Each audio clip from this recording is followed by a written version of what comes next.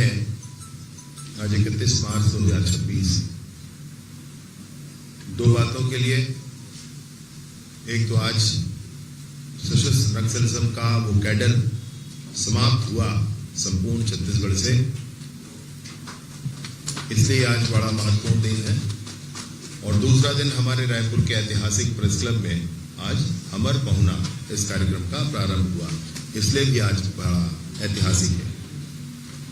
कार्यक्रम में सबसे पहले विराजमान हमारे अध्यक्ष जी श्री मोहन तिवारी जी, महासचिव श्री गौरव शर्मा जी, कोषाध्यक्ष श्री दिनेश यदु जी, सहसचिव श्री निवेदिता साहू जी, श्री भूपेश जांगड़े जी, श्री प्रशांत शर्मा जी, श्री संदीप पौराणिक जी, श्री प्रदीप दुबे जी, श्री यशवंत दोटे जी, श्री राजेश मिश्रा जी, श्री अनिल द्विवेदी जी, ऐसे सारे वरिष्ठजन और सभी साथीगण यहाँ विराजमान हैं।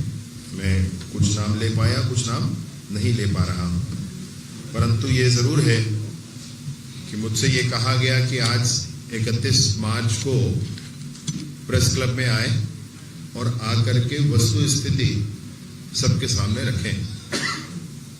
तो मुझे कि इससे अच्छा माध्यम और कुछ समझ नहीं आया कि हर एक बाइट के लिए, हर एक घटना पर, विषय के लिए आप लंबी दूरी दौड़ते थे, बड़ा लंबा प्रयास करते थे। और आज जब हम उस दिन पर हैं जब संपूर्ण माओवादी सशस्त्र संगठन समाप्त हुआ है छत्तीसगढ़ में, तो उस दिन हम सब मिलकर एक साथ बैठ लें, बात कर लें, ये बहुत अच्छा विषय मुझे लगा। इसलिए मैंने सबसे पहले यही कहा कि मैं जरूर आऊंगा भैया, और ये विस्तार से इस पर हमारी चर्चा हो ही जाएगी। मुझे जो प्रश्न अनेक पत्रकार साथियों के द्वारा अभी कुछ दिनों के अंतर्गत पूछे गए, मैं सोचता हूं कि वही स्वाभाविक प्रश्न है और वही आप सभी के प्रश्न हैं। उन प्रश्नों में ये प्रश्न जरूर है कि क्या हुआ कि 5 दशकों का मामला 2 साल में ही समाप्त हो गया। एक बड़ा विषय ये है, ऐसा क्या कर दिया, ऐसे क्या हो गया, ये एक बड़ा विषय सबके बीच में रहा। दूसरा एक बड़ा विषय रहा कि अब जब समाप्त हो गया तो इसके बाद क्या होगा, क्या करेंगे, उसके भी, ये भी दूसरा एक बड़ा महत्वपूर्ण विषय है। और तीसरा जो विषय मैं महत्वपूर्ण समझता हूं कि इन पूरे ही अभियानों में क्या विशेष हुआ है जो ये आपके ध्यान में है भी, नहीं भी है, तो मैं एक बार अपनी तरफ से कहना भी चाहता हूं। ये तीनों ही बातें, तो मैं सोचता हूं ये 3 बातें सारे ही विषय को समाहित कर लेंगी। जो पहला महत्वपूर्ण विषय है आपके हृदय में होगा कि किस कारण से ऐसा हुआ कि 5 दशकों की समस्या 2 वर्ष में समाप्त हो गई।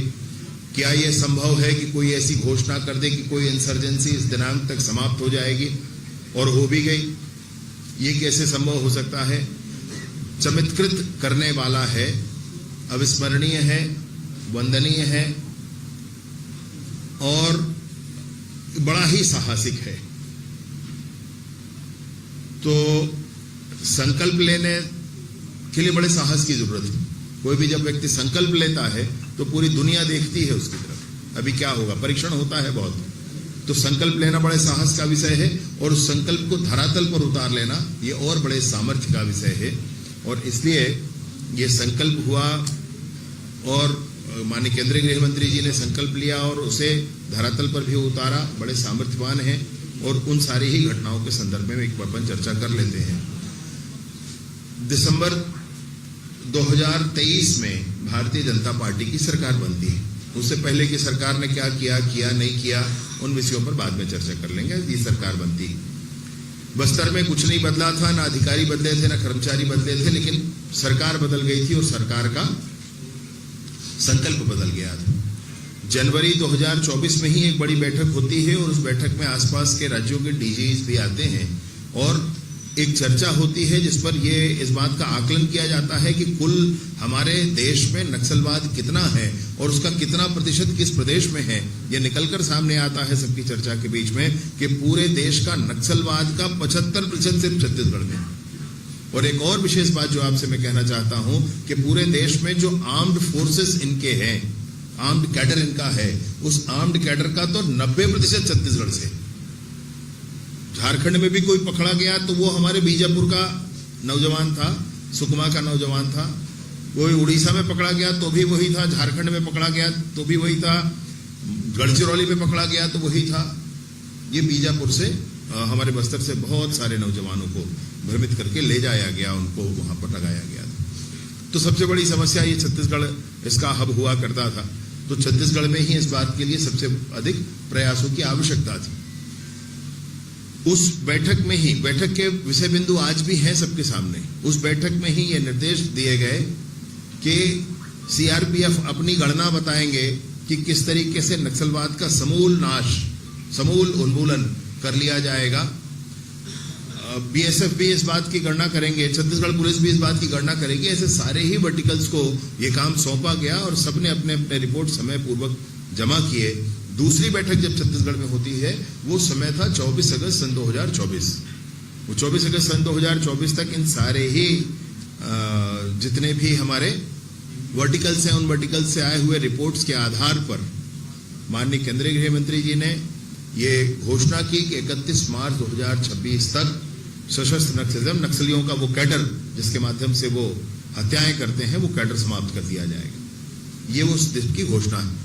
जब ये घोषणा हुई थी तब सबको बड़ा आश्चर्य हुआ था, लगा था कि ये क्या बोला जा रहा है, कैसे संभव हो सकता है, ऐसे सबके मन में आया था। जरूर मेरे भी मन में आया था और मैंने भी उनसे बात की कि भाई साहब ये कैसे संभव होगा, ये हम कैसे करेंगे करके। तब एक बार दिल्ली में ही बैठ करके और उन्होंने वो रोड मैप बताया था। इन संस्थाओं ने ये कहा है और ये कहने के बाद अगर हम ये करके आते हैं आगे तो हम नियत समय तक इस काम को पूरा कर पाएंगे। ऐसा बहुत स्पष्ट क्रिस्टल क्लियर रोड मैप था। मल्टीपल डायमेंशन पर अप्रोच किया जाना आवश्यक था, यह था। तो वो उसके बाद से ही कवायद शुरू होती है और आप ये देखेंगे कि सबसे बड़ी बात जो मैं आपसे कहना चाहता हूं, उसमें सबसे बड़ा कारक कोई था तो बस्तर को ही अगर हम फोकस कर माने तो बस्तर की जनता ने लाल आतंक को आगे स्वीकार करने का मन छोड़ दिया। बस्तर की जनता ने यह ठान लिया था कि ये नक्सलवाद अब समाप्त हो जाना चाहिए, क्योंकि बस्तर के गांव तक स्कूल, अस्पताल, आंगनबाड़ी, बिजली, पानी, सड़क, मोबाइल के टावर, सिंचाई के व्यवस्थाएं उन्नत किस्म के बीच पहुंचना चाहिए। आजादी के इतने सालों बाद क्यों नहीं होता है? इस बीच में जनवरी से अगस्त के बीच में काफी और गतिविधियां हुई थी। एक बार मैंने भी कहा था कि हमने बार कोड जारी किया है, अगर किसी नक्सली को, संगठन के लोगों को लगता है कि कोई फीडबैक देना है कि उनके पुनर्वास नीति में क्या होना चाहिए तो वो आप हमको दे सकते हैं। एक बार मैंने कहा था कि अगर कोई बात करना चाहता है तो सरकार तैयार है, एक से छोटे समूह से, बड़े समूह से, सबसे निशर्त बात करने के लिए तैयार है और उसके लिए मैं वीडियो कॉल पर भी बात कर लूंगा, ऐसे मैंने कहा था। जब मैंने भी कहा था तब भी ये कहा गया था कि ये क्या बात कर रहे हैं। और इस बात के बाद जब हम आगे बढ़ते हैं तो सबसे पहला श्रेय किसी को जाता है तो बस्तर की जनता को जाता है, जिसने मन बना लिया कि लाल आतंक समाप्त होना चाहिए। दूसरा सबसे बड़ा श्रेय किसी को जाता है तो वो आर्म्ड फोर्सेस के जवानों को जाता है। आर्म्ड फोर्सेस के जवानों को जाता है। अद्भुत परिश्रम, अद्भुत पराक्रम किया उन्होंने और वो पराक्रम ही है उनका जो आज का दृश्य हम सबके सामने उपस्थित हुआ है। विगत विधानसभा चुनाव से पहले भी माननीय प्रधानमंत्री जी ने रायपुर में आकर के इस बात की घोषणा की थी कि सरकार बनती है तो हम नक्सलवाद को समाप्त करने का काम करेंगे। और उसके बाद माननीय अमित शाह जी ने भी इस बात की घोषणा की और सरकार बनने के बाद उस पर कवायद भी शुरू हुई, काम भी शुरू हुआ। जब ये ध्यान आया कि हमको किस बात की आवश्यकता थी, तो मैं आपको बहुत डिटेल पर तो जाना संभव नहीं हो पाता है हर बातों पर, परंतु एक बात जरूर कहना चाहता हूं क्योंकि आपके मन में ये बहुत बात होगी। तो इंटेलिजेंस को बहुत पुख्ता किया गया और इंटेलिजेंस में स्पेशली टेक्नोलॉजी बेस्ड इंटेलिजेंस, उसको अपग्रेड किया गया।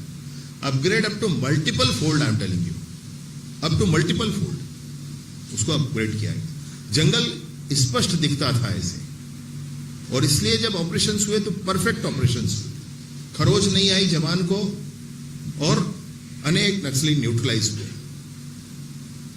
वो जब ऑपरेशंस हो रहे थे तब जो विपक्ष से भी सहयोग की अपेक्षा थी उसके स्थान पर आरोप लगने शुरू हुए थे। और एक वो आरोप था, मुझे ध्यान है, जिसको पूर्व मुख्यमंत्री जी ने आरोप लगाया था कि फर्जी हुआ एनकाउंटर। उन्होंने आरोप लगाए और उसके बाद नक्सलियों ने पत्र निकाल दिए कि नहीं, ये ठीक हुआ है, इतने ही लोगों का एनकाउंटर हुआ है। ये घटना भी आप हम सबको ध्यान होगा, साल 1.5 साल पुरानी, बहुत ज्यादा पुरानी बात है नहीं। तो न जानते हुए न समझते हुए भी आरोप लगा देना, सेना के, हमारे आर्म फोर्सेस के जवानों के पराक्रम पर तोहमत लगाने जैसी चीज थी। खैर, जैसा भी है, बात आगे बढ़ी। जवानों के पराक्रम के कारण ही हम देखते हैं कि आज का दृश्य उपस्थित हुआ है। उसके बाद जो और वर्टिकल्स उस पर काम किए, मैं वो भी आपके ध्यान में लाना चाहता हूं, और वो ये है कि लगातार मैं विशेष रूप से नारायणपुर, सुकमा और बीजापुर के हर महीने लगभग मैं समाज के प्रमुखों के साथ भी बैठता था। ये बात उस समय भी मैंने प्रेस में कही थी, आपको ध्यान भी होगा। मतलब दोरला, भतरा, मुरिया, माड़िया, गोंड, जितने भी समाज बस्तर में, उन समाज के प्रमुखों के साथ जो उन जिलों में हैं, उनके साथ बैठता था। एक बार नहीं, अनेक बार उनसे अपील भी किए कि भाई इसमें क्या करना है। उन्होंने कुछ काम बताया, वो काम भी किए, और फिर से अपील किए कि भाई ये समाज के लोग हैं, इनसे बात किया जाए, इनको वापस लाया जाए। मैं बड़ी प्रसन्नता के साथ इस बात को बताना चाहता हूं कि सारा समाज तैयार था इस बात के लिए, और सारे समाज के लोगों ने अपने लोगों से चर्चा भी की, और कुछ समाज के लोगों ने तो वापस लाकर पुनर्वास कराए। उसके रिकॉर्ड है। मैं एक आध समाज का नाम लूंगा तो अभी उचित नहीं है, आप रिकॉर्ड देख लीजिएगा, लेकिन बुलाकर लेकर पुनर्वास कराया गया। ऐसे ही पंचायत राज के प्रतिनिधि, चूंकि मुझे ध्यान था हमारे बीजापुर की जिला पंचायत के एक सदस्य हैं, उनको सीट थोड़ा आगे पीछे हो रहा था, तो गंगालूर से लड़ी वो। अभी गंगालूर का पूरा जो जिला पंचायत का क्षेत्र है, उस समय जब वो जिला पंचायत का चुनाव हुआ, तब प्रत्येक गांव तक पुलिस की पहुंच नहीं थी, परंतु महिला हमारे उस भारतीय जनता पार्टी की कार्यकर्ता है, उन्होंने वहां से चुनाव लड़ा और वो जीत कर आई। और जीतने के बाद, गंगालूर वाले एरिया से जीतने के बाद वो जिला पंचायत के अध्यक्ष भी बने। और तब मुझे ये लगा कि हमारे पंचायती राज के जनप्रतिनिधि जो हैं, मैं फॉर्चुनेटली पंचायती राज का काम भी मेरे पास है, तो पंचायती राज के जो जनप्रतिनिधि हैं, ये बहुत उपयोगी हो सकते हैं। और मैंने उनसे भी लगातार बैठकें की इन्हीं 3 जिलों में जहां पर मैक्सिमम फोकस था, क्योंकि कोंडागांव क्लियर था पहले ही, बस्तर क्लियर था लगभग, कोंडागांव भी लगभग क्लियर था, कांकेर में थोड़ा सा एरिया क्लियर था, बाकी में थोड़ी परेशानी थी, लेकिन मूल परेशानी थी तो नारायणपुर, सुकमा और बीजापुर में। तो इन्हीं क्षेत्रों में उनसे बात भी करता रहा। तो उन सारे पंचायती राज के जनप्रतिनिधियों ने भी बड़ा अभियान किया, और अभियान करके उनसे चर्चाएं की जहां तक संभव हो सकता था, और चर्चा करके उनको वापस भी लाने का काम किया। मतलब यह भी है कि वो लेकर आए और उन्होंने पुनर्वास कराया नक्सलियों। इसके साथ साथ एक एलबत पंचायत हम लोगों ने योजना भी चलाई, और अनेक ऐसी और बातें थी। इसके साथ साथ ये हुआ कि जो नक्सली वापस आना चाहते थे, उनको पत्रकार साथियों ने बस्तर में बहुत असिस्ट किया। उनको किसी तरह का थ्रेट ना हो, वो इत्मीनान से वो वापस आ सकें, इसके लिए उन्होंने अपने नंबर जारी किए। एक नहीं, अनेक पत्रकार साथियों ने अपने लोगों से, जिनसे भी उनका संपर्क हुआ, वो उनको सुरक्षित लेकर आए और पुनर्वास कराए। मतलब आज तक के भारत के नक्सल इतिहास का सबसे बड़ा पुनर्वास जो है, 210 लोगों ने जिसमें पुनर्वास किया, 153 हथियार एक साथ आए, जो बस्तर के मुख्यालय जगदलपुर में हुआ अक्टूबर 2025 में। उस अक्टूबर 2025 की घटना के पीछे भी एक पत्रकार साथी का हाथ, और उसके बाद अनेक और ऐसी घटनाएं हुई। तो इन लोगों ने भी बहुत मेहनत की, बहुत परिश्रम किया। मैं सारे ही वर्टिकल्स आपसे बता रहा हूं, जो इंटीग्रेटेड अप्रोच जिसके कारण हुआ, और आज हम ये सुखद परिणाम देख पा रहे हैं। किसी एक को पूरा श्रेय दे देने का कोई अर्थ ही नहीं होता है। बस्तर की जनता है, देश के प्रधानमंत्री हैं, देश के गृह मंत्री हैं, हमारे मुख्यमंत्री माननीय विष्णुदेव साय जी हैं, और उसके बाद हमारे आर्म्ड फोर्सेज हैं, पंचायती राज के जनप्रतिनिधि हैं, पत्रकार साथी हैं, समाज के प्रमुख हैं, और कुछ अभियान सरकार के बस्तर के लोगों में खेल की बड़ी रुचि होती है, तो बस्तर ओलंपिक का आयोजन किया गया, जिसमें 4 लाख 5 लाख युवाओं ने भाग लिया। बस्तर पंडुम है, जिसमें बस्तर की संस्कृति को उभार कर सामने लाने का, एकत्रित करके एक जगह लाने का वह प्रयास भी किया गया। हमारी बहुत अच्छी पुनर्वास नीति बनी सरकार के माध्यम से। उस पुनर्वास नीति में बहुत सारे लोगों से फीडबैक लेकर बनाया गया। वो पुनर्वास नीति भी हमारे काम आई। बीच बीच में हम लोगों को, बस्तर के युवाओं को रायपुर तक घुमाने लाते थे और रायपुर देख करके वो जाते थे। उन युवाओं ने रायपुर में आकर के रायपुर को देखा, रायपुर को समझा और अन्य स्थानों पर समझा।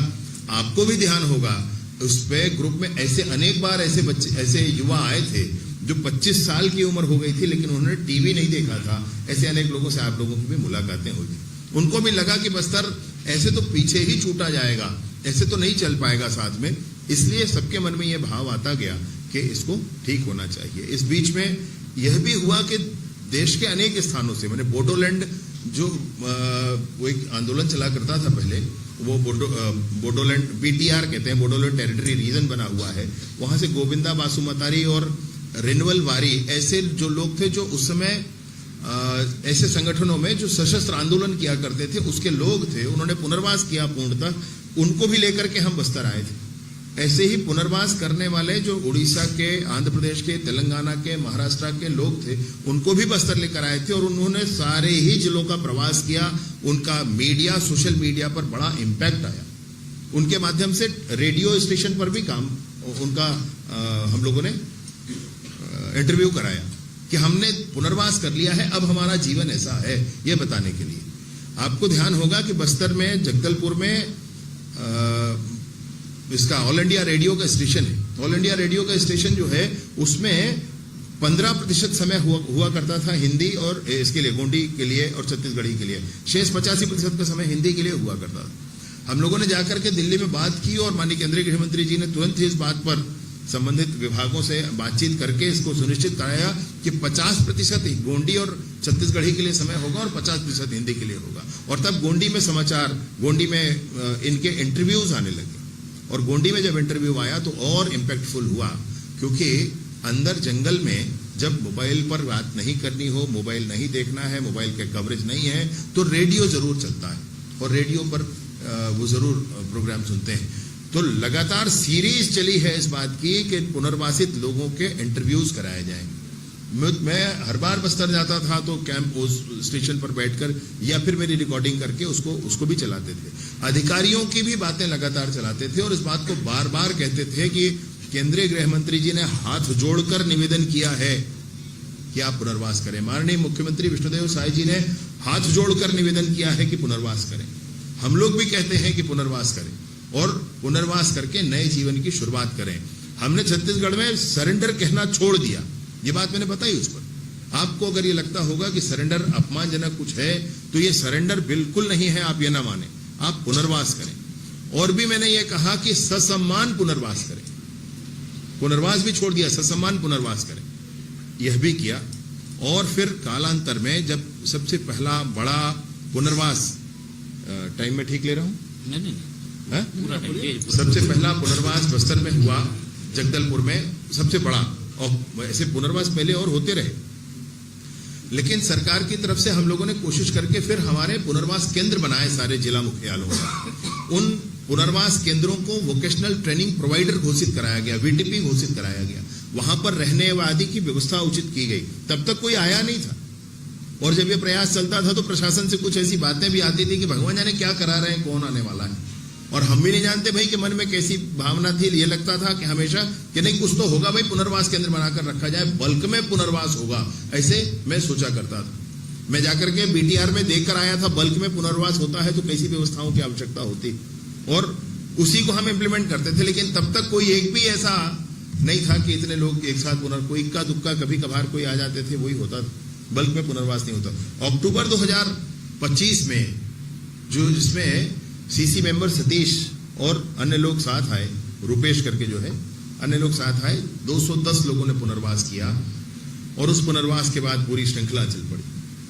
उस पुनर्वास के बाद अनेक ऐसे पुनर्वास हुए, हम सब जानते हैं, जिसमें लोग आते गए और पुनर्वास करते गए। जब आज आपसे मैं बात कर रहा हूं तो 3000 लोगों ने लगभग इन 2 ही वर्षों में, पुराने वर्षों की छोड़ दें, 3000 लोगों ने पुनर्वास किया है। 2000 आर्म्ड कैडर के लोग अरेस्ट हुए हैं और 536 न्यूट्रलाइज हुए। आज नक्सल संगठन का 99% समाप्त हो गया है। कुछ हमारे कांकेर में नॉर्थ एरिया में कुछ शेष रह गए हैं, नाम पता सबका मालूम है, कौन है ये मालूम है, अभी कहाँ है ये, बस इतनी परेशानी, लेकिन कौन है ये मैपिंग है पूरी। और कुछ दक्षिण में कुछ लोग हैं, ये लोग उस फॉर्मेट में नहीं है, उस फॉर्मेशन में नहीं है जिसमें ये घटनाएं किया करते हैं। कोई व्यक्ति हथियार छोड़कर, वर्दी छोड़कर गांव में सम्मिलित हो गया है, हमारी सूची में नाम है, परंतु ना वो पुनर्वास में है, ना ही वो जेल में है, ना ही वो न्यूट्रलाइज होने पर है, अर्थात ये है कहीं, लेकिन उस फॉर्मेट में नहीं है। अब ये स्कैटर्ड है और इधर उधर दुबके हुए हैं। अभी भी रास्ता स्पष्ट है, अभी भी कोई चाहता है तो उसमें से आकर के पुनर्वास करे, अभी भी सरकार को इसमें कोई दिक्कत नहीं है, परंतु अब वो उस फॉर्मेशन पर नहीं है जिसमें वो घटनाएं कर सकें। इसलिए तकनीकी तौर पर मैं आपसे स्पष्टता से कहना चाहता हूं। हाँ, एक और इसमें पॉइंट है कि छत्तीसगढ़ के कुछ लोग हैं जो DKSZC लेवल पर भी हैं और वो तेलंगाना में सक्रिय हैं, तो उसको हमने काउंट नहीं किया। वो तेलंगाना में सक्रिय है, तेलंगाना उस पर बात करेगा, वो छत्तीसगढ़ में नहीं। छत्तीसगढ़ की पेरिफेरी में, छत्तीसगढ़ की बाउंड्री में अब कोई भी DKSZC लेवल का भी नहीं है, उससे नीचे लेवल का भी नहीं है। मैं जो संख्या आपसे कह रहा हूं ये अधिक से अधिक 25-30 की संख्या इनकी शेष रह गई है, स्कैटर्ड है, उस फॉर्मेशन में नहीं है, लेकिन उनका अस्तित्व है अभी। वो आप छोड़ें तो संपूर्ण छत्तीसगढ़ प्रदेश नक्सलवाद के उस दंश से, उस उनके आर्म्ड कैडर से मुक्त हो चुका है। अब भय का कोई कारण नहीं है। मैं अब जब बस्तर वालों से बात करता हूं तो बस्तर में गांव के लोग अब खिलखिलाकर हंसने लगे, ये परिवर्तन आया। मैं अभी गया था एक गांव में, तो वहां पर उन्होंने कहा, बस्तर में लोगों ने कहा कि हमको लग रहा है कि अभी हम आजाद हुए, अभी हम आजाद हुए। अन्यथा एक गांव से दूसरे गांव आने जाने पर भी 10 प्रकार की चीजें होती थी। इसमें आपने देखा एक मड़कम सुक्की नाम की लड़की का पैर जो उड़ गया था, वो आपने देखा। इस मड़कम सुक्की का इलाज यही हुआ है, रामकृष्ण हॉस्पिटल में हुआ है। इसकी मां भी नहीं रही है और पिता भी नक्सली हमले में मारे गए थे, अपने परिवार, अपने रिश्तेदार के साथ रहती। अभी भी आप उससे बात कभी चाहे तो मिल सकते हैं, कभी चाहे तो बात कर सकते हैं, अपने रिश्तेदारों के साथ रहती।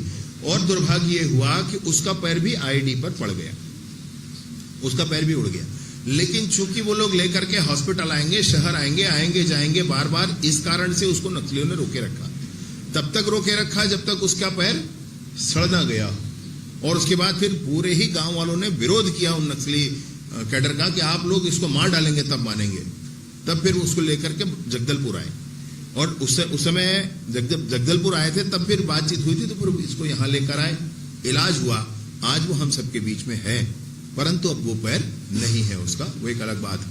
हाँ, लेकिन उसके लिए दूसरा आर्टिफिशियल जो पैर होता है, बनता है, वो बन गया है। अब उस आर्टिफिशियल के पैर के साथ वो चलती, ये जरूर हुआ है। इसमें गुड्डू लेकाम एक है, उसकी भी कथा है। राधा सलाम एक है, उसकी भी कथा है। राधा सलाम जो है वो छोटी बच्ची थी, अभी 8 साल 10 साल हो गया, उसकी आंखें खराब हुए। उसने अपने आंगनबाड़ी के पास एक टिफिन छू लिया था, वो टिफिन फट गया और उसकी आंखें चली गई, थोड़ा सा दिखता है उसको। ये सारे ही लोग, इनकी कोई कथा ही नहीं होती थी। कोई दिल्ली में बैठ करके हमेशा ये कहा करता था कि कोई सोशियो इकोनॉमिक प्रॉब्लम के कारण बस्तर में नक्सलवाद है, ऐसा कहा जाता था।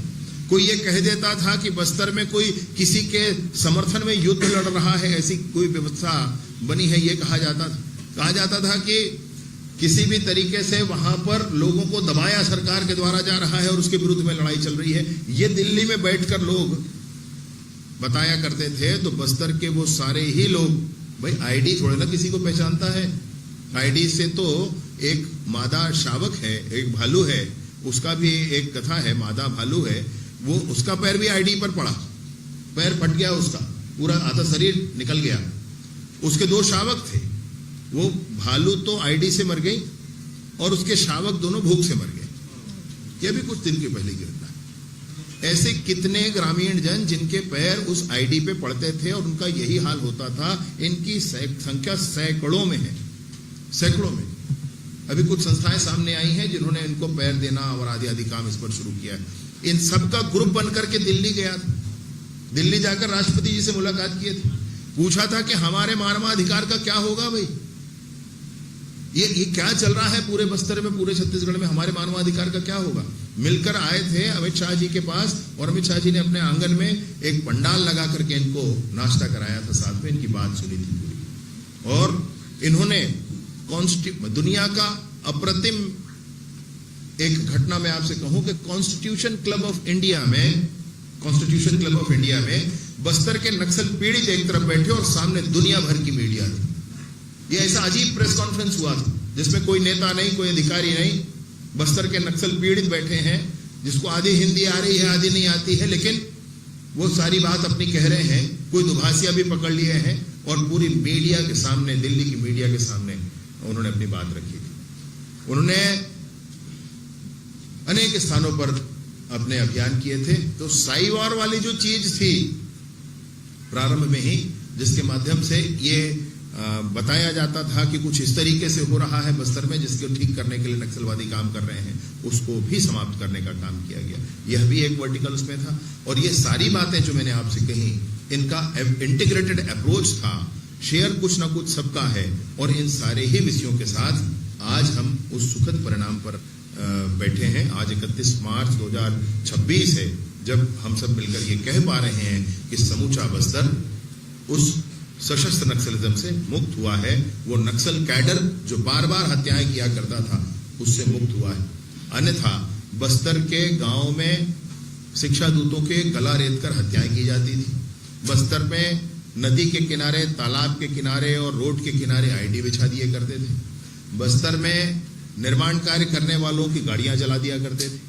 बस्तर में जितने भी पटेल और सरपंच हुए, गांव के मुखिया स्वरूप जो कोई हुए, सबको मौत के घाट उतारा गया। आज थाने में आने वाले ऐसे अनेक लोग हैं जो ये कहते हैं कि मेरे पिताजी या मेरे दादा को नक्सलियों ने मार दिया था, लेकिन तब हम थाना भी नहीं आए, क्योंकि तब हमको भी मार दिया जाता अगर हम थाना आ जाते तो, या घर छोड़कर जाना पड़ता, इसलिए हम नहीं आए। ऐसे अनेक लोग हैं।